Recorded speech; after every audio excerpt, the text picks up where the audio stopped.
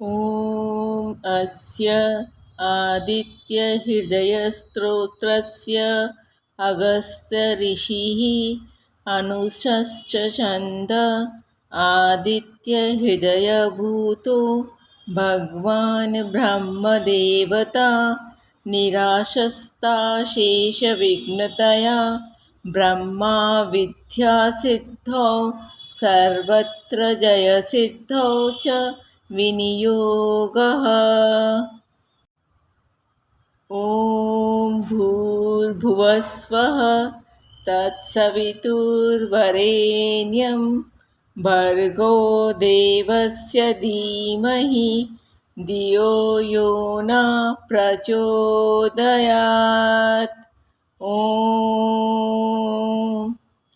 ॐ श्री आदित्यहृदयस्तोत्रम् ततो युद्धपरिक्रान्तं समरे चिन्तया स्थितं रावणं चाग्रतो दृष्ट्वा युद्धाय समुपस्थितं दैवतेश्च समागम्य दृष्टं भाग्यगतो रणम् उपगम्य ब्रवीताम्र अगस्त्यो भगवांस्तथा राम राम महाभावो शृणु गुह्यं सनातनं येन सर्वानरीन् वत्स समरे विजयस्यसि।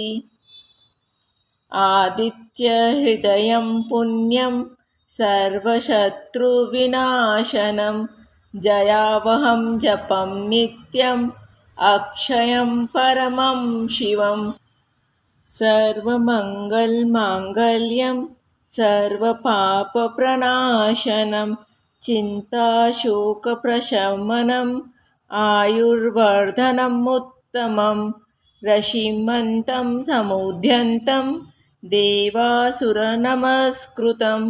पूज्यस्व विवस्वन्तं भास्करं भुवनेश्वरं सर्वदेवात्मको येषु तेजस्वी रश्मिभावन एष देवासुरगुणां लोकान् पाति गभस्तिभिः एष ब्रह्मा च विष्णुश्च शिवस्कन्द प्रजापति महेन्द्रो धनन्द कालो यम सोमो यपाम्पति पितरो वसव साध्या अश्विनो मरुतो मनु वायुर्वहिन् प्रजापान ऋतुकर्ता प्रभाकर आदित्यः सविता सूर्यः खगपूष गविस्त्रिमान् सुवर्णसुदृश भानुर्हिरण्यरेता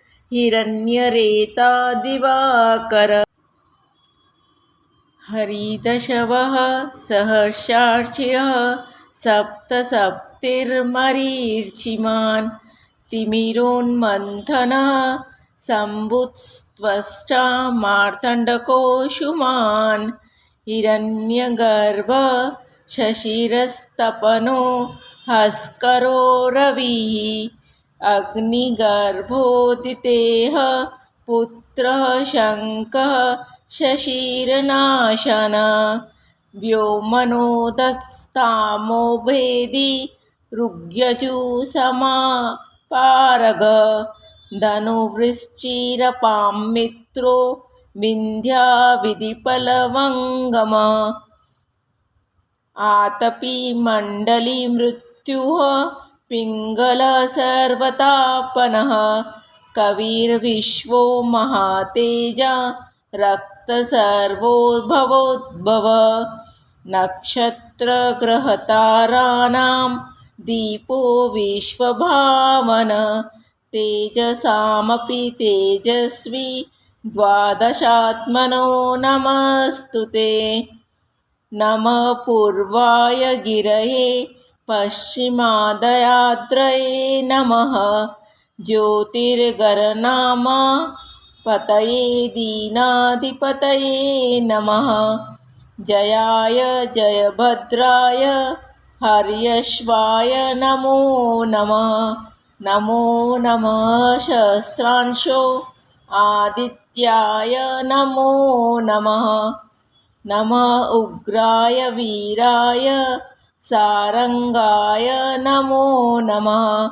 नमः पद्मप्रबोधाय प्रचण्डाय नमोऽस्तु ते। ब्रह्मेशान्युच्चेत अशाय सुराय तित्यवर्चसे। भास्वते सर्वभाक्षाय रौद्राय वपुषे नमः। तमोध्यानाय हीमध्यानाय शत्रुध्यानाय मितेतात्मने। कृतज्ञानध्यानाय देवाय ज्योतिषां पतये नमः। तप्तचामिकराभाय हरये विश्वकर्मणे। नमस्तमोभिनिघ्नाय रुचये लोकसाक्षिणे। नाशयत्येष वै भूतं तमेष सृजति प्रभुः। पायत्येष तपत्येष वर्षत्येष गभस्तिभिः। एष सप्तेषु जागर्ति भूतेषु परिनिष्ठितः। एष चैवाग्निहोत्रं च फलं चैवाग्निहोत्रिणाम्। देवाश्च क्रतवश्चैव क्रतूनां फलमेव च। यानि कृत्यानि लोकेषु सर्वेषु परमप्रभुः। एनमापुत्सु कृच्छ्रेषु कान्तरेषु भयेषु च। कीर्तयन् पुरुषः कश्चिन्नावत्सिद्धति राघव। पूज्यस्वेनमेकाग्रो देवदेवं जगत्पतिम्। एतत्त्रिगुणितं जपत्वा युद्धेषु विजयिष्यसि। अस्मिन् क्षणो महाभावो रावणं त्वं जहिष्यसि। एवमुक्त्वा ततोऽगस्त्यो जगांस यथागतम्। एतत् श्रुत्वा महातेजा नष्टशोकोऽभवत् तदा। धारयामास सुप्रीतो राघवप्रयात्मवान्। आदित्यं प्रेक्षय जपद्वेदं परं हर्षमवाप्तवान्। त्रिराच्यम्य शुचिर्भूत्वा धनुराधाय वीर्यवान्। रावणं प्रेक्ष्य हृष्टात्मा जयार्थं समुपागमत्।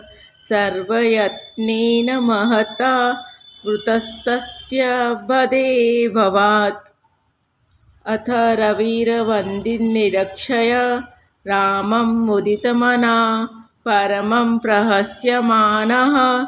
निशिचरपतिसंशयं विदित्वा शूरगणमध्यगतो वचस्त्वैरती।